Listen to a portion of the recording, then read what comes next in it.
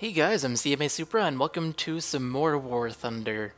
Now in this video I would like to take a look at the Yak-9K. That is this plane right here. It's one of the new planes that was added in the 1.33 update for War Thunder, and I would like to preface this by saying that if you haven't or you don't know about the Yak-9T yet, then you should go watch my Yak-9T video first before you watch this one. If I remember to, I will put a link in the description below to my Yak-9T video as well as an annotation on the screen, so go watch that video about the Yak-9T before you come back here and watch a video about the Yak-9K, because I will be comparing the Yak-9K to the Yak-9T quite a bit in this video, because they are basically the same plane.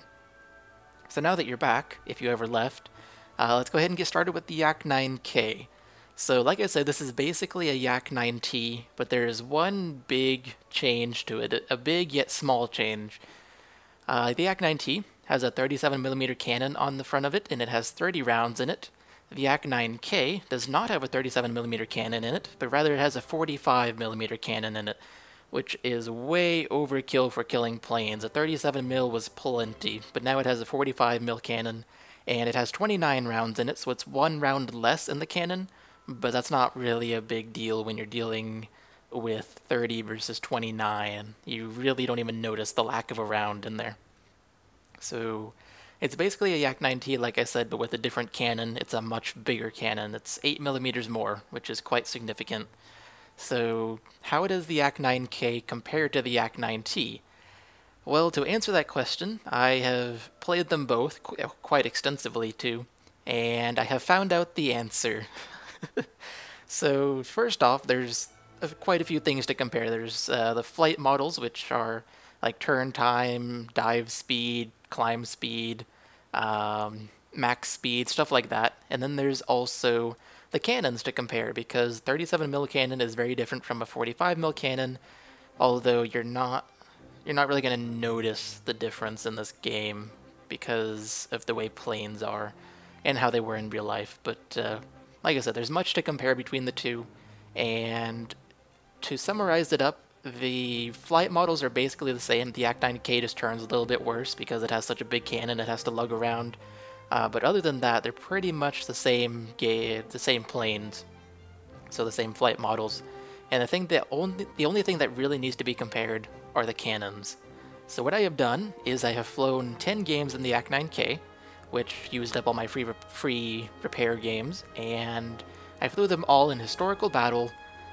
And what I have done is taken all the kills from those 10 games and put them into this one video. So that's going to be this video, is going to be looking at all those kills and determining whether or not the Yak-9K is just as trolly of a plane as the Yak-9T. So let's go ahead and get started with the first clip I want to show you of the Yak-9K. Alright, so here we are in the first clip, in the first game I want to show you guys. I did only get one kill this game, but like I said, it took every single kill I got, and I wanted to combine them all together and we can take a look at whether or not the Yak-9K is just as trolly of a plane as the Yak-9T is at one rank lower. So here we have a P-47 that is shooting at my teammate, and obviously that's not a good thing, and he is the closest enemy to me, so I decided to go for him, and we're gonna see, can I kill this guy in one hit like I would be able to with the Yak-9T? So let's fire at him, and the answer is very much yes. I hit him once with a single cannon shell, and he just lost tail control. It basically blew off, and he's dead in a single hit. And so that did not take very much. It's just like I was flying the Yak-9T. It did not take very much at all to kill the guy. So first impressions, yes, it's just as trolly of a plane as the Yak-9T. So here's the second game I want to show you guys, and this is once again a single kill game. I only got one kill this game. However, this kill shows the potential for this plane as well as the Yak-9T when you're shooting at a target that is faster than you and running away from you. So here I am chasing this TBF, but this TBF is not going to be the guy that I kill in this particular game. Instead, it's going to be this B-25 who has made himself a very, very easy target by running in front of me, in front of my crosshairs. He was probably trying to save that TBF, to be honest, and he did a good job of doing that. He definitely distracted me, made me want to go chasing after him. Now, I have gotten 2 hits, but they were probably machine gun hits, so they didn't really do anything. However, this next shot I take, just watch what happens. Oh yeah, one single hit at 0.7 kilometers, so 700 meters away, just took off his tail. I nailed his tail with a single hit from the 45mm cannon, and it just obliterated him. So this is a very strong and potent cannon, even when you're shooting at a target that's running away from you and flying pretty straight like a B-25 has to do. It's not exactly a maneuverable plane. So that is a very good sign for this cannon. This cannon is proving to be very effective. Anytime you hit a plane with it, that plane is going to die.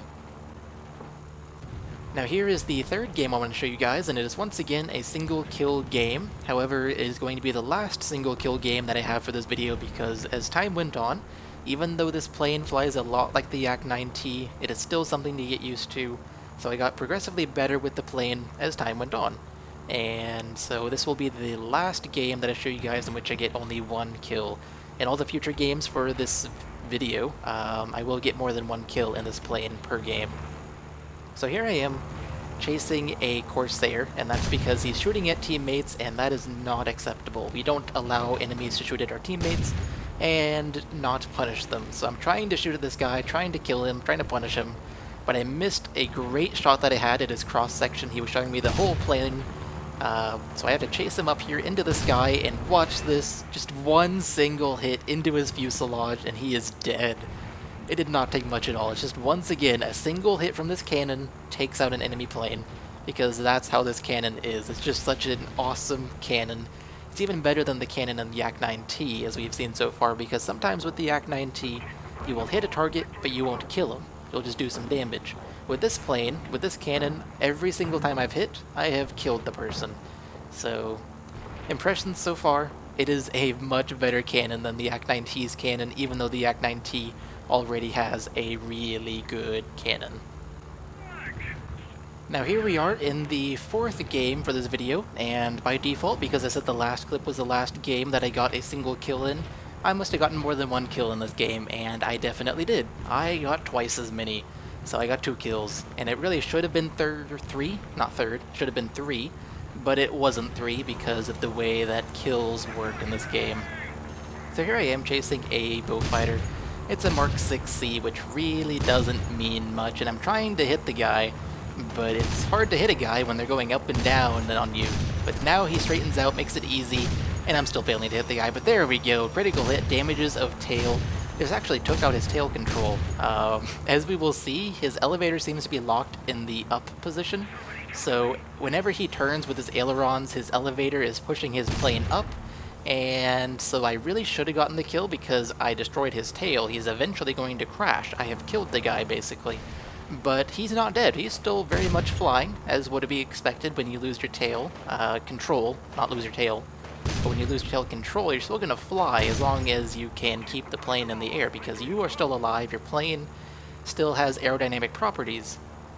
However, I decided to stop chasing the guy, because I figured, well, he's going down at this point, I'm just wasting ammo on him. Remember, this plane has 29 rounds in the cannon. It's not too much, so something to consider. Now I turn around and I see this Hellcat, and he's making it too easy for me. Oh yeah. Except that's a bit weird of a kill, because if you looked closely, I hit him in the tail, and his right wing broke off. And then I shoot at this Spitfire, and his right wing does break off, because I hit him in the right wing, and he is dead. So that's 2 kills very, very quickly there. It should have been 3, but I get a kill assist on the Beaufighter, I am pretty sure. So I did get 2 kills that game. That first kill was weird because, like I said, I hit him in the tail, but his right wing broke off. I have no idea how the physics on that works, but apparently it does in the game. Anyways, let's go on to the last game I want to show you guys in this video.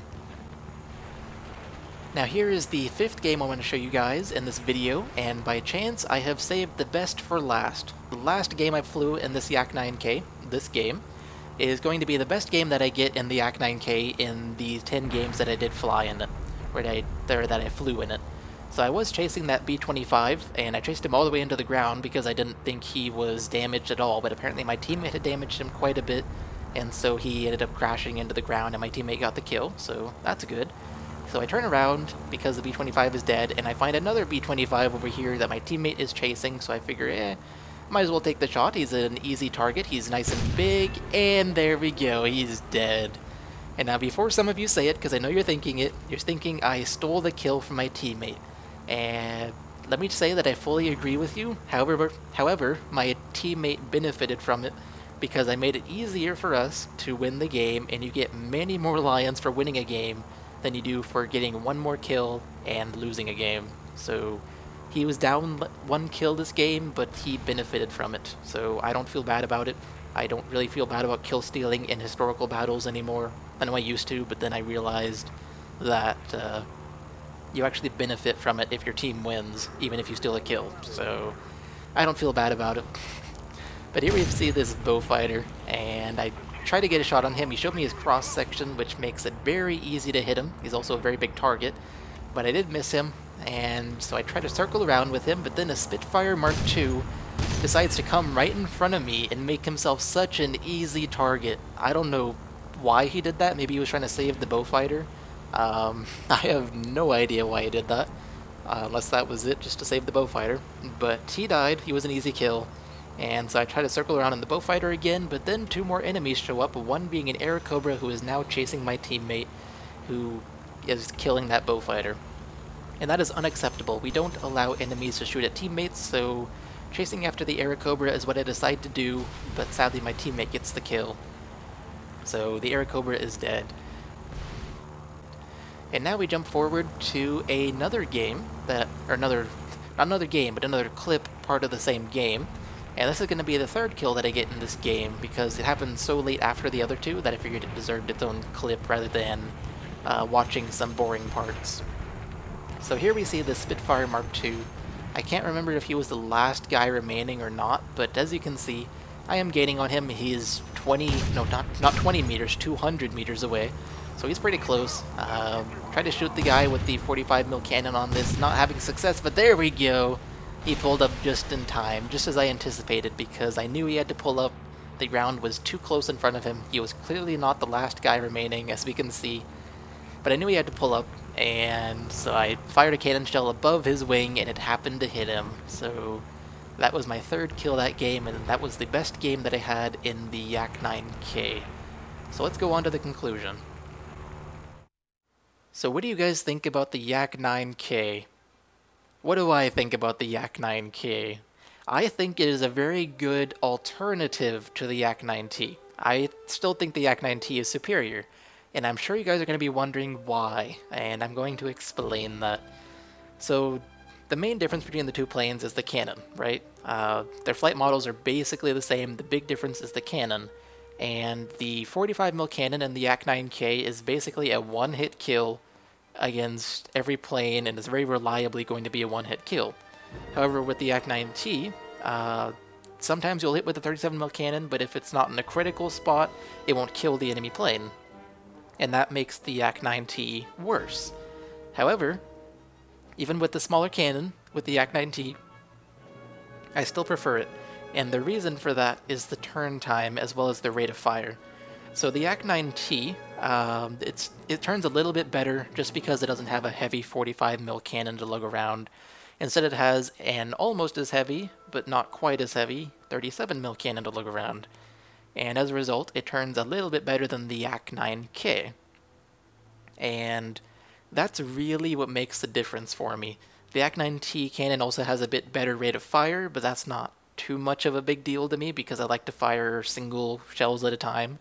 Unless I'm in arcade, and then I can just go full auto. But in historical, I like to fire a single shell at a time with these two planes. So the extra rate of fire of the Yak-9T is not a big deal to me, but the turn time is.